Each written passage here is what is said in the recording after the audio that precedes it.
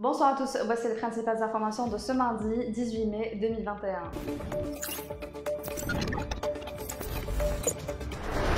Le président Abdelmadjid Tebboune a mis fin ce mardi à la mission de Karim Younes à la tête de la médiature de la République, a annoncé la présidence de la République dans un communiqué. Tebboune a procédé en même temps à la nomination de Brahim Marat comme nouveau médiateur de la République. Ce dernier occupait jusque-là la fonction de conseiller du président chargé des zones d'ombre. Le seul laboratoire Covid-19 de la bande de Gaza n'était plus en état de mener des tests de dépistage hier lundi après une frappe israélienne contre la clinique qui l'hébergeait, ont indiqué les autorités locales. La clinique Al-Rimal, située dans le centre de la ville éponyme de Gaza, a été en partie détruite par des tirs de l'armée israélienne qui ont aussi ravagé des locaux du ministère de la Santé et des bureaux du Croissant Rouge qatari. Par ailleurs, l'Organisation des Nations Unies a déclaré qu'au moins 52 000 Palestiniens ont été déplacés en raison des attaques israéliennes en cours contre Gaza, prenant refuge dans des écoles gérées par l'organisation dans l'enclave.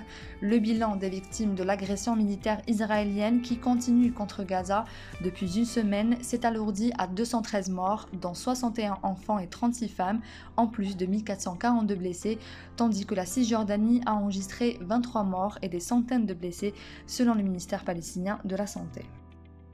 Le ministre des Ressources en eau, Mustafa Kamel Mihroubi, est revenu ce mardi sur le retrait du communiqué de la Société des eaux et de l'assainissement d'Alger, CEAL, qui a annoncé hier une nouvelle plage horaire pour le rationnement d'eau potable dans la wilaya d'Alger.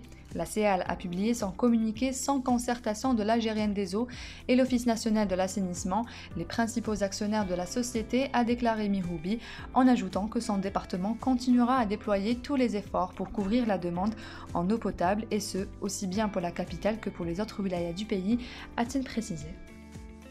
Les rencontres regroupant le ministère de l'Éducation nationale et plusieurs organisations syndicales du secteur se sont poursuivies aujourd'hui à travers des séances de travail bilatérales pour le deuxième jour. Le secrétaire général du syndicat national des travailleurs de l'éducation, SNTE, Kalim Boudjina, a plaidé pour la révision du statut particulier de l'enseignant, car l'actuel, selon lui, contient beaucoup d'incohérences, ainsi que la création d'un observatoire du pouvoir d'achat. C'est à lui de définir comment attribuer les primes. Nous demandons une prime de 10 000 dinars pour tous les travailleurs de l'éducation, le temps de revoir le statut, a-t-il précisé. Rappelant que ces rencontres interviennent suite aux protestations observées par les enseignants des 3 paliers d'enseignement et les différents corps relevant du secteur pour soulever des revendications pédagogiques et socio-professionnelles. Une première expédition de viande rouge destinée à l'approvisionnement des marchés du nord du pays à partir des régions du sud a pris le départ hier soir de Tamanrasset vers la wilaya d'Alger. Cette première expédition, qui sera suivie d'autres à une fréquence hebdomadaire, est constituée de 8 tonnes de viande rouge, a-t-on précisé, en signalant que l'opération ne manquera pas de créer une dynamique économique localement et de générer des emplois. Assurée par un opérateur économique local en présence des autorités et de représentants locaux des secteurs de l'agriculture et du commerce et ceux de l'inspection vétérinaire, cette expédition a été précédée d'une vérification des conditions adéquates de stockage et de transport de ces viandes sur un camion frigorifique.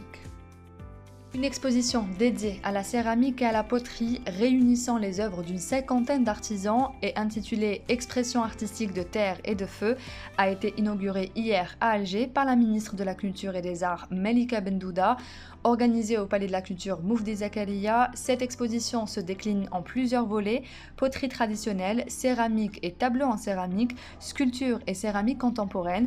L'exposition est ouverte au public jusqu'au 21 mai en cours. C'est la fin de ce journal, merci de l'avoir suivi. On se retrouve demain à la même heure sur notre page Facebook.